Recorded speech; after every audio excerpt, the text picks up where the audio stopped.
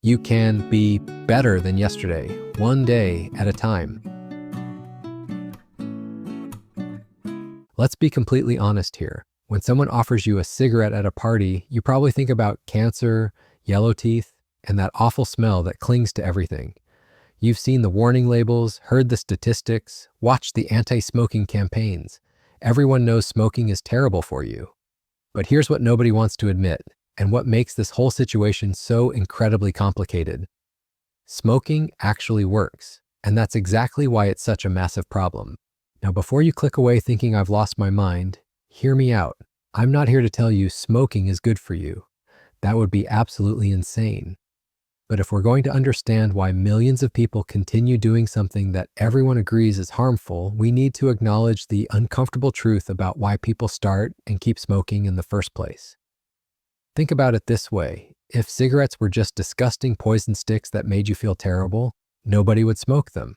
The tobacco industry would have collapsed decades ago. But that's not what happens, is it? People don't accidentally become addicted to something that provides zero benefits. There's a reason why smoking has persisted across cultures and centuries, despite everyone knowing the risks. So what exactly makes smoking so appealing? What's the secret sauce that hooks people so effectively that they'll continue despite knowing the consequences? First, there's the immediate relief factor. Imagine you're stressed about a deadline, anxious about a presentation, or just feeling overwhelmed by life. You step outside, light up, and within seconds, that tension starts melting away. It's not magic, it's chemistry. Your brain gets flooded with feel-good chemicals that instantly calm your nerves and sharpen your focus. It's like having a reset button for your emotional state, available whenever you need it. Then there's the social aspect that nobody talks about enough. Smokers form instant communities. Step outside any office building or bar, and you'll find the smoking section buzzing with conversation. It's an automatic icebreaker, a way to connect with strangers, and an excuse to take regular breaks from whatever's stressing you out. In a world where making genuine connections feels harder than ever, cigarettes offer a built-in social network. But perhaps most importantly, smoking gives you control over your mental state in a way that feels immediate and reliable. Feeling sluggish? A cigarette wakes you up. Feeling wired? It calms you down. Bored? It provides stimulation. Overwhelmed? It offers a moment of peace. It's like having a Swiss Army knife for your emotions, always ready to help you feel exactly how you want to feel. And let's not forget the ritual aspect. There's something deeply satisfying about the entire process. The tactile sensation of handling the cigarette, the rhythmic breathing, the momentary pause from whatever chaos is happening around you. It becomes a mini meditation, a few minutes of mindfulness in an otherwise hectic day. Now here's where things get really interesting and really dangerous. Your brain is incredibly smart, but also incredibly easy to trick. When you first try smoking, your brain notices this amazing chemical boost and thinks, hey, this is fantastic. Let's remember this for next time. So it starts rewiring itself to expect and crave that nicotine hit. But your brain also tries to maintain balance. When it detects all these feel-good chemicals flooding your system, it starts pushing back, trying to return to normal. This creates a tug of war inside your head. The nicotine pulls you one way, your brain's natural balance system pulls the other way. As long as you have nicotine in your system, everything feels great. But the moment it starts wearing off, your brain is left overcompensating in the opposite direction. This is where the trap snaps shut. What started as an enhancement to your normal state becomes a requirement just to feel normal. You're no longer smoking to feel great, you're smoking to avoid feeling terrible. The very substance that once lifted you up now becomes necessary just to reach baseline. It's like being in an elevator that only goes up when you press the button, but slowly sinks when you don't. The cruel irony is that cigarettes create the exact problem they claim to solve. Feeling stressed? Have a cigarette? You'll feel better. But why are you stressed in the first place? Partly because your nicotine levels are dropping, creating that underlying tension that only another cigarette can relieve. It's the perfect business model, creating a product that generates its own demand. This cycle becomes so seamless that most smokers don't even realize it's happening. They genuinely believe cigarettes help them cope with stress, stay focused at work, or relax after a long day. And in a sense, they're right. Cigarettes do provide those benefits. but only because they've created the problems that need solving. Meanwhile, your body is dealing with something entirely different. Every single puff introduces thousands of chemicals into your system that your body was never designed to handle. We're talking about the same stuff you'd find in rat poison, paint thinner, and rocket fuel.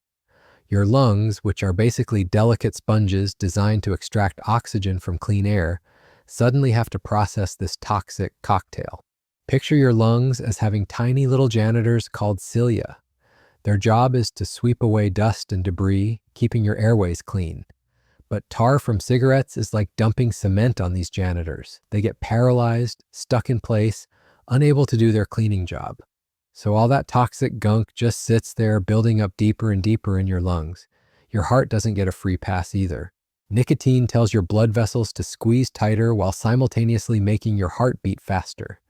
It's like forcing a garden hose to push more water through a smaller opening. The pressure builds up, your heart has to work overtime, and those blood vessels start developing tiny cracks from all the stress.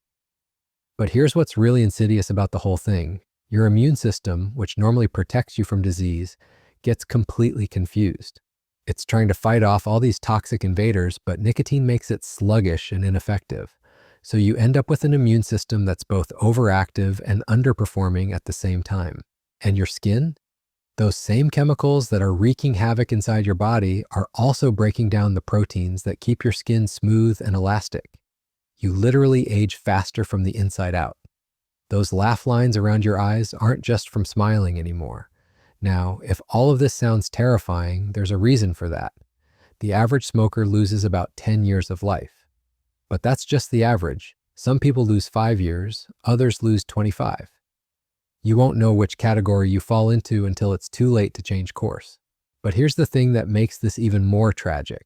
Almost everyone who becomes a lifelong smoker starts as a teenager. Think about that for a second. We're talking about kids who can't even vote or drink alcohol legally, making a decision that will likely control the rest of their lives. Their brains aren't fully developed yet, especially the parts responsible for understanding long-term consequences. The tobacco industry knows this. They've always known this. They can't survive on adults who make informed decisions about smoking. They need to hook people before they're old enough to truly understand what they're signing up for. It's like a predator specifically targeting the most vulnerable members of society. This is why quitting is so incredibly difficult. It's not just about willpower or discipline. You're fighting against years of brain rewiring, deeply ingrained habits, and social cues that are embedded in your daily routine. That morning, coffee doesn't taste the same without a cigarette. That break at work feels incomplete. That drink with friends loses something essential. The psychological addiction runs so much deeper than the physical one. Your brain has literally learned to associate cigarettes with every important moment in your life. Stress relief, celebration, boredom, social connection, thinking time, transition between activities. Cigarettes become woven into the fabric of your identity. Yet despite all of this, millions of people do successfully quit every year.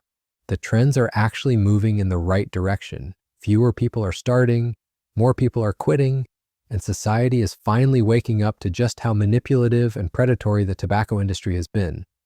The key insight is understanding that cigarettes don't actually solve any real problems. They create an artificial problem and then offer themselves as the only solution. It's like someone secretly loosening the bolts on your car, then conveniently showing up to sell you a wrench every few hours. Once you see through this illusion, once you recognize that cigarettes are creating the very stress and anxiety they claim to relieve, the whole house of cards starts to collapse. The magic trick stops working when you know how it's done. So there you have it, the uncomfortable truth about why smoking feels awesome and why that's exactly what makes it so dangerous. It's a perfectly designed trap that exploits our brain's reward system, creates its own demand, and hooks people before they're old enough to see through the illusion. The real tragedy isn't that cigarettes are harmful. We've known that for decades. The real tragedy is that they're so good at pretending to be helpful. They masquerade as stress relief when they create stress. They pose as social tools when they ultimately isolate you in addiction. They promise control when they're actually stealing it away, one puff at a time. But here's the empowering part of all this. Once you understand the mechanism, once you see how the trick works, you can't be fooled by it anymore. Knowledge really is power in this case. Every person who chooses not to start smoking, every smoker who successfully quits, every teenager who sees through the marketing, represents a victory against one of the most sophisticated manipulation campaigns in human history. The question isn't whether smoking feels good. It does. The question is whether temporary relief is worth trading away years of your life, your health, and ultimately, your freedom. Only you can answer that question. But at least now you know exactly what you're choosing between. Thanks for watching, and I'll see you in the next video where we'll dive even deeper into optimizing your mental performance. Click the like button and subscribe to the channel for more.